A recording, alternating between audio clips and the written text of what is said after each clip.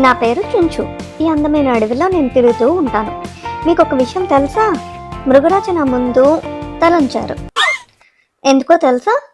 అయితే నా కథ చెప్తా వినండి. అడవిలో తిరుగుతూ ఉండగా ఓ రోజు పెద్ద చెట్టు కింద మృగరాజు నిద్రపోతున్నారు. నేను వెళ్ళేసరికి గాఢ నిద్రలో ఉన్నారు.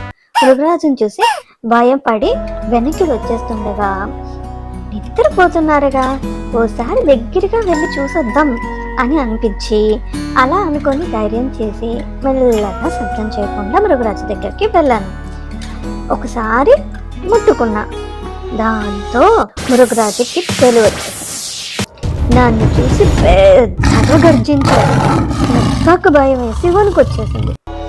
అయినా కొంచెం మెల్లిగా మృగరాజుకి చిన్న మాట చెప్పా.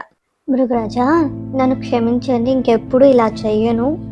ఈసారి నన్ను వదిలేస్తే మీకు ఎప్పుడైనా ఎక్కడైనా అవసరం పడితే నేను మీకు తప్పక సాయం చేస్తాను అని. ఆ మాట మృగరాజుకి చెప్పలేనంత నవ్వు వచ్చింది. ఇంత పెద్దగా బలంగా ఉన్న నన్ను, పొట్టిగా చిన్నగా ఉన్న నువ్వు నాకు సాయం చేస్తావా అని నన్ను ఎగతాళి చేసి వెళ్ళిపోమన్నాడు. బతుకు జీవుడా అనుకుంటూ అక్కడి నుండి వెంటనే పారిపోయా. ఒకరోజు వేటగాడు వేసిన వలలో మృగరాజు చిక్కుకున్నారు. అటుగా వెళ్తున్న నేను చూసి మృగరాజుకి సాయం చేయాలని అనుకున్నా. మృగరాజు దగ్గరికి వెళ్తే, వేటగాడు వచ్చేలోపు ఎవరినైనా తీసుకొని వచ్చి నన్ను ఈ బలం నుండి బయటకు తీసుకు అని అన్నారు. నేను మీకు సాయం చేస్తాను. నేను పొట్టోడ్నే అయినా చిన్నగా ఉన్న నా పళ్ళు గట్టిగా ఉంటాయి.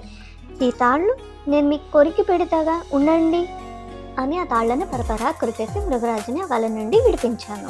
దాంతో మృగరాజు నా ముందు వినయంగా తల ఉంచి, నన్ను క్షమించు, నువ్వు పొట్టివాడువని నిన్ను ఎగతాళి చేశాను అని అన్నారు. అప్పుడు ఎంత సంతోషం వేసిందో. ఆ తర్వాత నుండి నేను మృగరాజు మంచి స్నేహితులు అయిపోయాం.